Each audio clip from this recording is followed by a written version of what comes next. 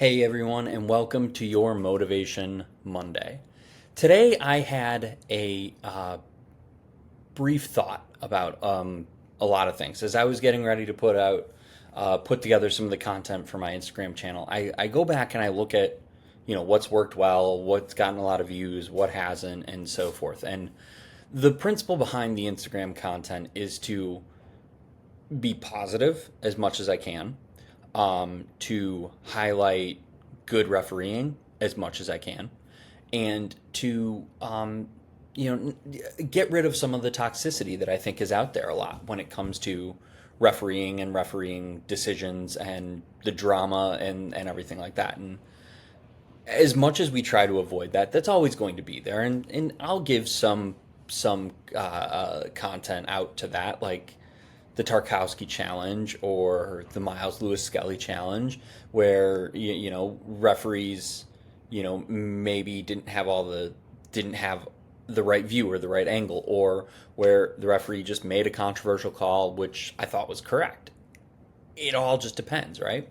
So in trying to kind of look at all of this, right, I look at this in a way that made me think about what the content is and what it does. And the biggest picture kind of thing that I could think of was that no matter what, someone's always watching.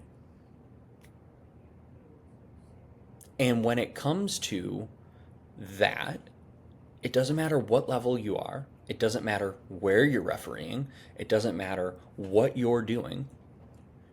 You could be someone's role model, and you might not know it. And that's what's awesome about this, because as a referee, you are a leader out on the field. It doesn't matter if it's a U10 game or if it's a U20 game, U19, whatever. Doesn't matter if it's a semi-pro game. Doesn't matter if it's a professional level game. Someone's always out there. Someone's always watching. And as the referee, you are the role model. You're the role model for professionalism, for composure, for staying calm in a chaotic situation. You are what someone aspires to be. And I think that's a privilege that I think not many of us really take for granted, because it doesn't really get called out to us, right? You might get a random parent or a random coach that comes out and says, "Hey, good game. That was awesome. Thank you." That's rare for us. But it happens, and it's there, and it always feels good. And you know why? Because someone's recognized you for being what you are, which is a person who is out there doing your best, trying to be the best referee that you can be, and to let the players play. And for that reason, I always kind of have to sit back, and I do this often when I'm reflecting. I have to sit back and say, okay, there are people out there that get it. It kind of restores my hope and my faith in the broader footballing world, that someone understands and appreciates what we do. It's not always easy. It's not always simple. And we don't always have the people on our side that we need to have. But realistically, this is what you do. And you show up every game. And you do the things that you need to do, in spite of the fact that you think no one's watching. And that's what's critical. So for me, when it comes to doing this kind of stuff, right? Who are these people watching you? Well, the parents, the coaches, the players. You could be at a tournament and you could walk up nice and crisp and dressed the right way, right? You could be at a new referee who's never seen you before. You've just set the standard of what a referee is, what a referee does, right? You've set that tone. You've set the role model. You could see, players who are understanding, and, even young players can start to understand, like, hey, wow, that guy's pretty calm. We're not going to overreact. We're not going to have a big deal about this. These are people that are watching. Even spectators can start to pick up on this. And as you go and grow with the game, you will find that many spectators will reach out and they will say thank you for arriving early, for putting in the effort, for showing respect to the game and to their kids, or to them, to the players that they're there to support. That's what, even in the chaos of the lower level games, the grassroots games, right? You're going to run into these kinds of things. Now, being a role model doesn't necessarily mean that you're perfect. It means that you're real, it means that you're accountable, and it means that you come through and you put through the best effort each and every time. Mistakes are part of the journey no matter what you're doing. What matters is how you recover from them and how you bounce back. That reflection period where we apply learning to the mistakes that we make. If you think that you don't have enough experience to be a leader, to inspire, or anything like that, that's just imposter syndrome run amok. You've already done the clinic. You've already picked up the whistle. You've already made choices that put you into a leadership position. And that is what's absolutely different from anybody else that's out there. Your approach to the game, your willingness to learn, and how you treat people makes you the best role model that you can be. And that comes from just the way you explain a call, staying respectful, asking for feedback from a referee colleague after a game, or an observer or an assessor, something, right? And it's, even more exemplified when you keep your composure when most everyone else can't. And all of this has a ripple effect. If you come through and you continue to learn, right? This is a rising tide lifts all boats kind of scenario. When you do that, you're not only one learning. Everyone else around you is also learning.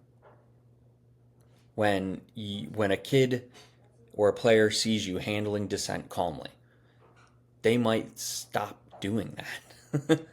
When they see, that's how a ref is supposed to be, staying calm, staying focused. A parent who's ready to criticize you might stay quiet because they see that you're handling yourself in a very professional manner. Maybe, maybe not, but it all depends. It's not just a personal journey. You're educating people not only around you, but also the people who are observing you. I know it's odd to think of it that way, but by modeling that behavior, 9 times out of 10, you're going to get someone who models that behavior back.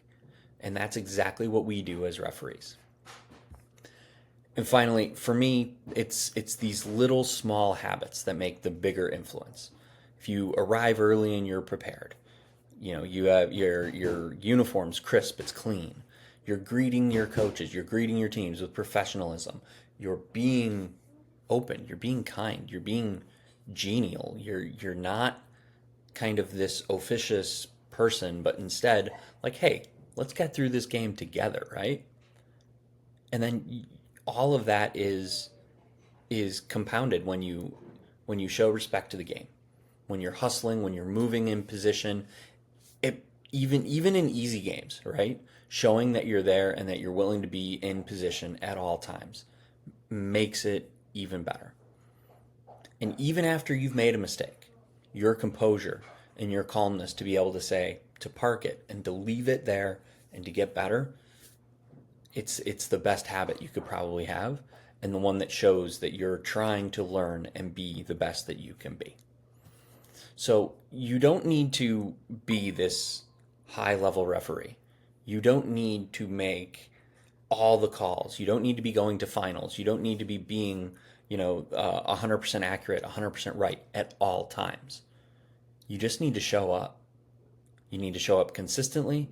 You need to show your effort and your presence, because when that happens, you're going to have the best possible time, not only for yourself, but teaching everyone around you.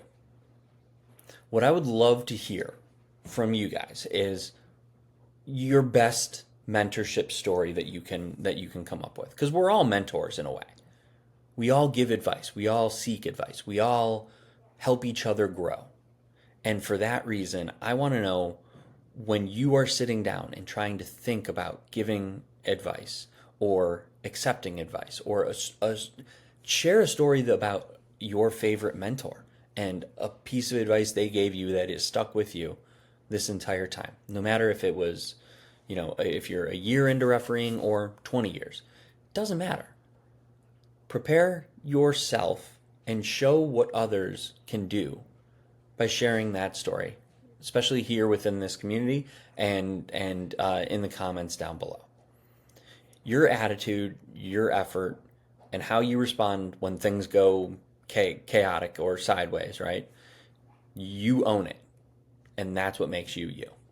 So share your feedback, share your stories down in the comments below, and I look forward to seeing you guys for What's Your Call Wednesday. Have a good one.